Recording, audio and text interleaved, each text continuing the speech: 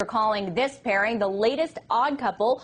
Google is turning to the National Security Agency, who you heard Mr. Jones mention just a minute ago, to protect itself from hackers in the wake of a cyber attack it believes came from China.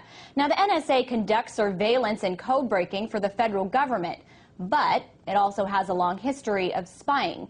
Here to talk about the pairing is historian Webster Tarpley. Webster, thanks for joining us. Now, this is kind of a turnaround for Google, who has really not been in cahoots with Washington before over surveillance. In fact, they've resisted them significantly. So what does this mean that they're, in essence, turning to the enemy for help? Let me say, first of all, I think quite the contrary. They've always been intimately linked and may indeed have been founded by the U.S. intelligence community, as I'll try to show.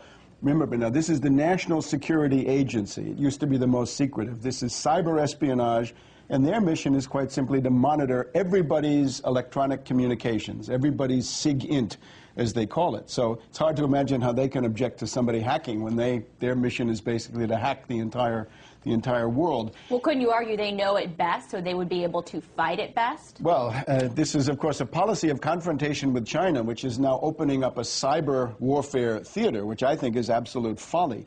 The news is that Google is now openly in alliance with the NSA in response to these attacks, which Google claims, and I stress that because there's no independent confirmation of any of this, Google claims that China hacked Google, and now they're joining with the NSA. What we learned from the Washington Post article of February 4th is it's not for the first time. We're told that over the past decade, not just Google, but Silicon Valley companies in general have been turning to the U.S. intelligence community, the NSA, for guidance and protection. And we're also told that it's not just the NSA, but the NSA is the lead agency of the entire U.S. intelligence community. So we've now got a cartel where Google joins with the NSA. It's a cartel sponsored by the CIA, the NSA, and they're going to essentially engage in cyber warfare with China. What they hope to gain from this, I do not know. Okay, you mentioned these other Silicon Valley companies, but until now, Google has been one of the ones that has resisted pressure from Washington to turn over records, even taking them to court over the issue. So how can you just group Google with all of those other companies? I'm afraid this is eyewash.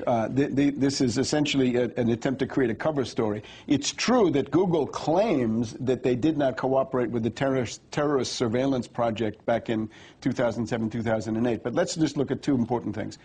Who founded Google? How did Google get this tremendous supremacy starting in the late 90s? Well, it turns out that there's a CIA proprietary nonprofit company called In-Q-Tel. And In-Q-Tel, created back in 1999 or so under Norman Augustine, he's a famous industrial military complex entrepreneur. Their goal was to invest in the most advanced IT and cyber companies so that the U.S. intelligence community would always be at the forefront. Did they invest in Google? We know they did, at least at one point. CIA created Project Keyhole, the satellite imaging of the surface of the Earth. Project Keyhole was sold to Google, and it became Google Earth. And that's what you can see online. And this was a couple of $1 million of startup capital from In-Q-Tel. Now, the other aspect, does Google really object to censorship? Well, people in this country know they don't. Case in point, a famous FBI whistleblower, Sybil Edmonds, was about to testify in Congress. She had a story which was very damaging to the U.S. official account of 9/11. She happened to have her blog at Google Blog. Right before she was going to testify, Google blocked her blog. And she was not accused of anti-state activity or something like this, but of spamming.